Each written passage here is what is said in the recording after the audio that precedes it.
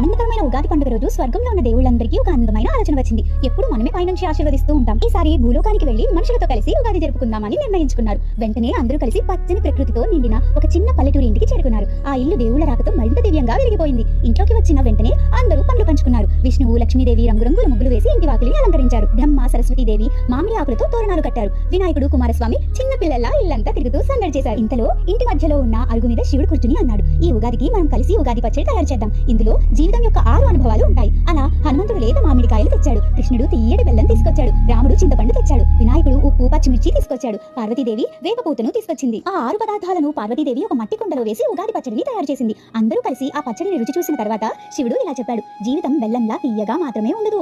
చింతపండు లాంటి పులుపు, వేపపూత లాంటి చేదు, మిర్చి లాంటి కారం కూడా ఉంటుంది. అన్నిటినీ సమానంగా స్వీకరించడమే జీవితం యొక్క అసలు అర్థం. అలా దేవుళ్ళందరూ కలిసి భక్తులను ఆశీర్వదిస్తూ చెప్పారు, లోకా సమస్త సుఖినో భవంతు. అందరికీ ఉగాది శుభాకాంక్షలు.